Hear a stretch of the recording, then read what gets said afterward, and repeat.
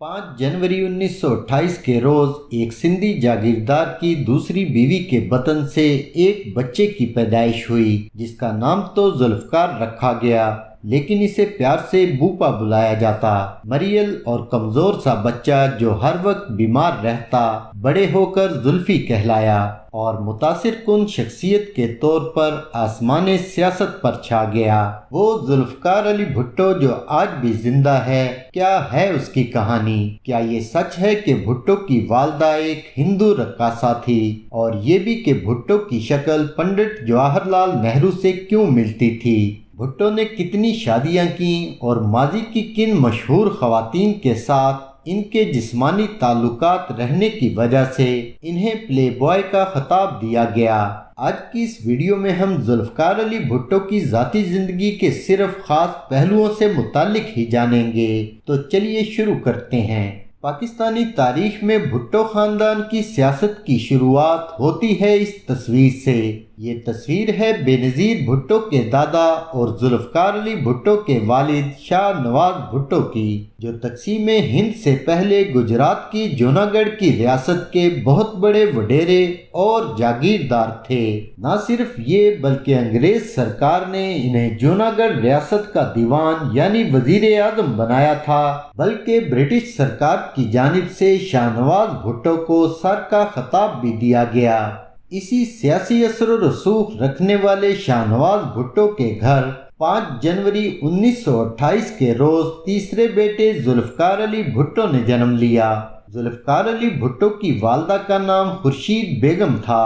खुर्शीद बेगम के हवाले से कई दावे सामने आते रहे हैं, जैसा कि जनरल यहिया खान के साहबजादे अली यहिया खान ने ये इंकिशाफ किया था कि जुल्फकार अली भुट्टो की वालदा खुर्शीद बेगम का असल नाम लक्की बाई था। लक्की बाई पंडित जवाहरलाल नेहरू के साथ न सिर्फ बहुत ज्यादा क्लोज थीं, बल्कि इनके नेहरू के वालिद पंडित मोतीलाल नेहरू से भी गहरे मरासम थे। इनका कहना था कि हिंदू मजहब से ताल्लुक रखने वाली लक्की बाई एक रक्कासा थी। उनकी उम्र महज 16 साल थी जब सर शाहनवाज ने उनसे शादी की। कहा जाता है कि लक्की बाई ने अपने बेटे का नाम नथु राम रखा था। कुछ अरसे बाद जब लक्की बाई ने इस्लाम कबूल कर लिया तो इसने अपना नाम खुर्शीद बेगम और अपने बेटे का नाम जुल्फकार अली रखा। भुट्टो पर तनकीद करने वाले उन पर गलीज इल्ज़ाम लगाते हुए ये तक कहते थे कि भुट्टो की शक्ल अपने वालिद की बजाय नेहरू से मिलती है। याद रहे, भुट्टो के दौरे हुकूमत में भी इनके मुखालिफिन अपनी निजी महफिलों में ये अक्सर कहा करते थे कि भुट्टो आज भी हिंदू मजहब से ताल्लुक रखता है। ये बात सिर्फ यहीं ख़त्म नहीं हुई, बल्कि इस बात की तस्दीक के लिए भुट्टो की फांसी के बाद उनकी लाश के कपड़े उतार कर तस्वीर भी बनाई गई थीं। स्टैनली वॉलपर्ट, जो मशहूर ज़माना किताब जिनाह ऑफ पाकिस्तान के मुसन्निफ हैं, अपनी किताब जुल्फी भुट्टो ऑफ पाकिस्तान में बयान करते हैं कि जुल्फकार अली भुट्टो के वालिद शाहनवाज भुट्टो एक दिन अपने बहनोई एसपी मीर मकबूल के घर सखर में मौजूद थे, जहां एक रक्सो सुरूर की महफिल में पहली बार इनकी नजरें हिंदू रक्कासा लक्की बाई से दो चार हुईं और इन्हें पहली नजर में ही प्यार हो गया। सर शाहनवाज भुट्टो जो पहले से ही शादीशुदा थे, उन्होंने इस खातून से शादी करने का फैसला किया और यूं लक्की बाई भुट्टो खानदान का हिस्सा बनने के बाद खुर्शीद बेगम हो गई। खानदान में खुर्शीद बेगम को कबूल करने में पहली रुकावट तो ये थी कि वो सर शाहनवाज की दूसरी बीवी थी। दूसरे ये कि कबूल इस्लाम के बावजूद हिंदू मजहब की छाप और रक्कासा का तारुफ भी इनके लिए दर्द सर बना रहा। मगर जब दो बेटियों मुमताज बेगम और बेनज़ीर की पैदाइश के बाद इनके यहाँ बेटे यानी जुल्फकार अली भुट्टो की पैदाइश हुई तो ख़ानदान में खुर्शीद बेगम का मुकाम व मर्तबा कुछ हद तक बढ़ गया। इससे पहले सर शाहनवाज भुट्टो की पहली बीवी से पैदा होने वाले दो बेटों में से एक बेटा सिकंदर सिर्फ 7 साल की उम्र में ही नमूनिया के सबब मर चुका था, जबकि इनका दूसरा बेटा इमदाद अली भुट्टो भी 39 साल की उम्र में फौत हो गया तो जुल्फी को इकलौते वारिस की हैसियत हासिल हो गई। ہندو مذہب چھوڑنے کے باوجود زلفی کی ماں خورشید بیگم علم نجوم پر بہت زیادہ یقین رکھتی تھیں اور یہی اعتقاد بھٹو کو بھی اپنی ماں سے ورثے میں ملا۔ اسی اعتقاد کے پیش نظر خورشید بیگم نے بمبئی سے ایک منجے ہوئے براہمن کو بلا کر بھوپا یعنی ذوالفقار علی بھٹو کی کنڈلی تیار کروائی۔ اس براہمن نے زلفی کی زندگی میں پیش آنے والے سارے واقعات بتا دیے، اس کی کتنی شادیاں ہوں گی، کیسے کامیابیاں اس کے قدم چومیں گی، اور یہ بھی کہ کس طرح اقتدار اس کے گھر کی لونڈی بن جائے گا۔ مگر اس ہندو براہمن نے زلفی کی 50 سال کے بعد کی زندگی کے بارے میں کچھ بتانے سے انکار کر دیا۔ شاید وہ براہمن خورشید بیگم کو یہ بتا کر رنجیدہ نہیں کرنا چاہتا تھا کہ اس کے بیٹے کو محض 51 سال کی عمر میں پھانسی دے دی جائے گی۔ ذوالفقار علی بھٹو جب 13 سال کی عمر میں پہنچے تو انہیں شادی کے بندھن میں باندھ دیا گیا۔ ان کی شادی ان سے 20 سال بڑی کزن شیریں امیر بیگم سے ہوئی، جس سے ان کی کوئی اولاد نہیں۔ ذوالفقار علی بھٹو کے مطابق یہ شادی خاندانی سمجھوتے کے مترادف تھی، جو شاید روایتی جاگیردارانہ سوچ کے تحت اس لیے کی گئی کہ جائیداد تقسیم نہ ہو۔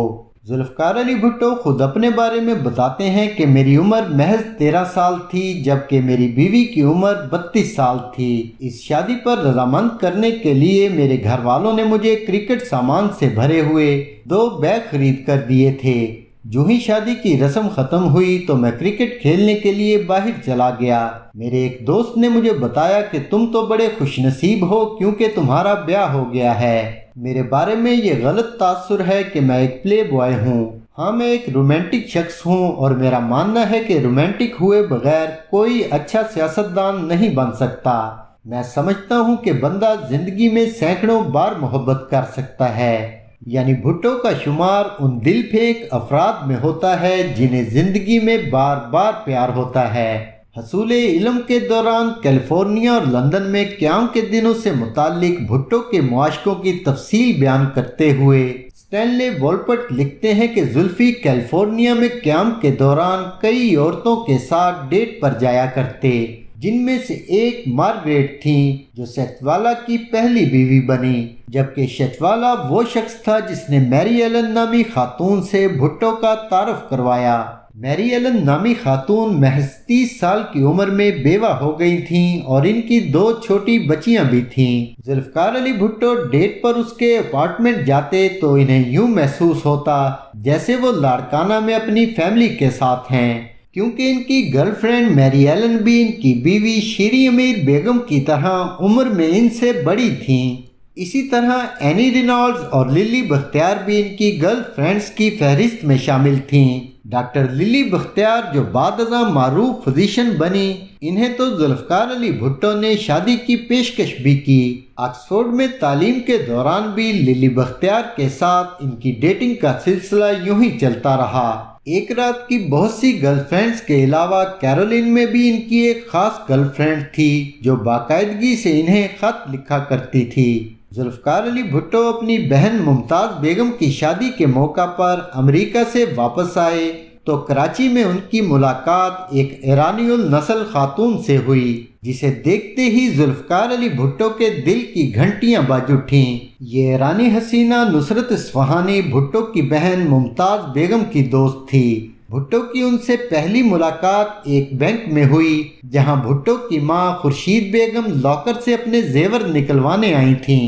اسی لمحے نصرت اصفہانی بھی بینک سے اپنا زیور نکلوانے آئیں تو وہاں اپنی ماں کے ساتھ موجود بھٹو اور نصرت اصفہانی کے درمیان آنکھیں چار ہو گئیں۔ نصرت کے مطابق پہلی نظر میں بھٹو انہیں ذرا بھی ہینڈسم نہیں لگے۔ شادی کی تقریبات کے دوران زلفی اور نصرت ایک دوسرے کے مزید قریب آ گئے۔ ایک ساتھ رقص کرتے ہوئے زلفی نے جب نصرت کو اپنی باہوں میں بھینچنے کی کوشش کی تو نصرت بولی کہ یہ امریکہ نہیں پاکستان ہے، اور پھر جلد ہی زلفی نے نصرت کو شادی کی پیشکش کر دی، جسے انہوں نے مذاق سمجھ کر ٹال دیا۔ اس واقعے کے کچھ دنوں بعد زلفی تعلیم کے سلسلے میں لندن چلے گئے۔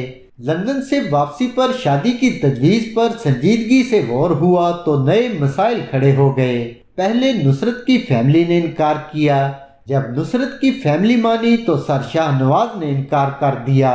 سو اپنی ضد پر اڑ جانے والے بھٹو نے لندن کی 2 ٹکٹیں خرید لیں، مگر نصرت یوں ان کے ساتھ جانے پر رضامند نہ ہوئیں۔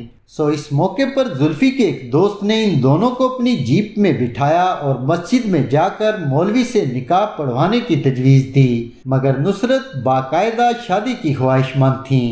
ناراض ہو کر زلفی نے گھر چھوڑ دیا تو والدین کو ہار ماننا پڑی اور یوں دونوں رشتہ ازدواج میں منسلک ہو گئے۔ شادی کے بعد ان کی 2 بیٹیاں اور 2 بیٹے پیدا ہوئے، صنم، بے نظیر، شاہنواز اور میر مرتضیٰ۔ ذوالفقار علی بھٹو کی حقیقی بہن بے نظیر، جو بچپن میں انفلوئنزا کے باعث فوت ہو گئیں، ان کی یاد میں زلفی نے اپنی بیٹی کا نام بے نظیر رکھا۔ اسی طرح انہوں نے اپنے ایک بیٹے کا نام اپنے والد کے نام پر شاہنواز، جبکہ دوسرے بیٹے کا نام اپنے دادا وڈیرو غلام مرتضیٰ کے نام پر میر غلام مرتضیٰ رکھا۔ زلفی کے عشق کی داستان یہیں ختم نہیں ہوئی، بلکہ اس کہانی میں ایک ایسا موڑ بھی آیا جس نے ان کی ازدواجی زندگی میں زہر گھول دیا۔ ہوا کچھ یوں کہ ڈھاکہ میں رقص و سرور کی ایک محفل کے دوران بھٹو ایک ایسی خاتون کی زلفوں کے اسیر ہو گئے جو ان دنوں بلیک بیوٹی کے نام سے مشہور تھی۔ بلیک بیوٹی کے نام سے مشہور حسنہ شیخ مشرقی پاکستان کے مشہور وکیل اور شیخ مجیب الرحمان کے دوست عبدالاحد ایڈوکیٹ کی بیوی تھیں۔ پہلی ملاقات کے دوران ہی زلفی اور حسنہ کو باتیں کرتے ہوئے وقت کے گزرنے کا احساس تک نہ ہوا اور صبح ہو گئی۔ بتانے والے بتاتے ہیں کہ اس خاتون نے تو جیسے زلفی پر جادو کر دیا تھا۔ حسنہ شیخ سے زلفی کی محبت صرف حسن کی مرہون منت نہ تھی، بلکہ بھٹو اس کی ذہانت اور فطانت سے بھی بہت زیادہ متاثر تھے۔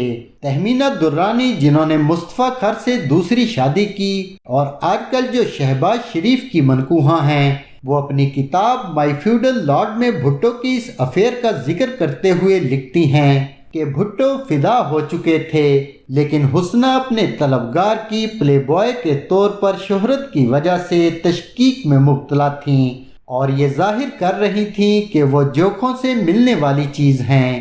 تہمینہ درانی لکھتی ہیں کہ ان دنوں میرا شوہر مصطفیٰ کھر بھٹو کا رازدان بن چکا تھا اور زلفی کو گاڑی میں بٹھا کر حسنہ سے ملاقات کروانے لے جایا کرتا تھا۔ تہمینہ درانی مصطفیٰ کھر کی جن خدمات کا ذکر کر رہی ہیں، یہ تب کی بات ہے جب زلفی حسنہ شیخ کو کلفٹن میں گھر خرید کر دے چکے تھے۔ اسٹینلی والپٹ کے مطابق نصرت کو جب اس معاشقے کا علم ہوا تو وہ بہت روئیں، لیکن جب نصرت کے آنسوؤں سے زلفی کا دل نہ بسیج سکا تو نصرت بھٹو شکایت لے کر جنرل ایوب خان کے پاس پہنچ گئیں، جن کی کابینہ میں بھٹو وزیر تھے۔ چنانچہ بھٹو کو طلب کر کے ان کی سرزنش کی گئی اور کہا گیا کہ اپنی بیوی کو مناؤ ورنہ وزارت چھوڑنی پڑے گی، لیکن عشق کا روگ لا علاج ثابت ہوا تو نصرت روٹ کر ایران چلی گئیں۔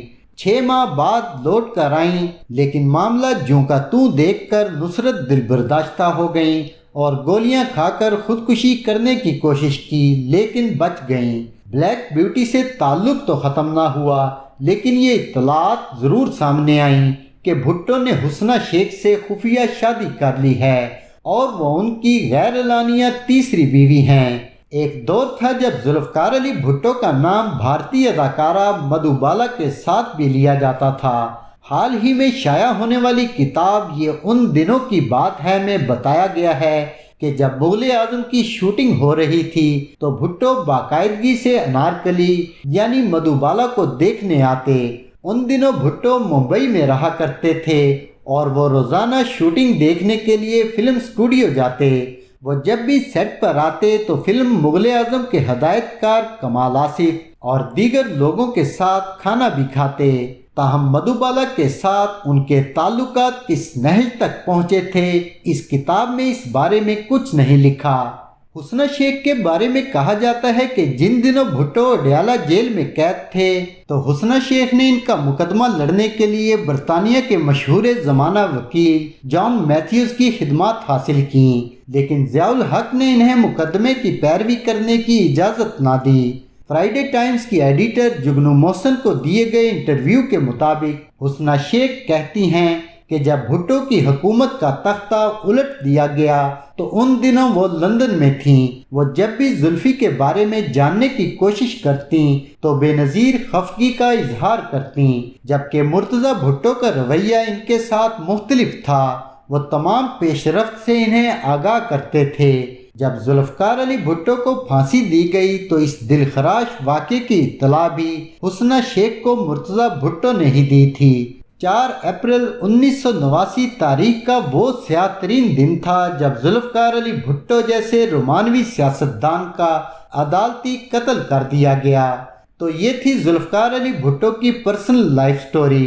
अगर आप मज़ीद कुछ जानना चाहते हैं तो कमेंट में लिखें। इसके अलावा अगर आप भुट्टो हुकूमत का तख्ता उल्टाने वाले और क़याम पाकिस्तान की मुखालफत करने वाले मरकज़ी किरदार मौलाना मुफ्ती महमूद की बायोग्राफी देखना चाहते हैं तो सामने दिए गए एंड कार्ड पर क्लिक करें और हमारी वीडियोस को मुसलसल देखने के लिए इंफोजिया चैनल को सब्सक्राइब और वीडियो को लाइक कर लें। अल्लाह आपका हामी और नासिर हो।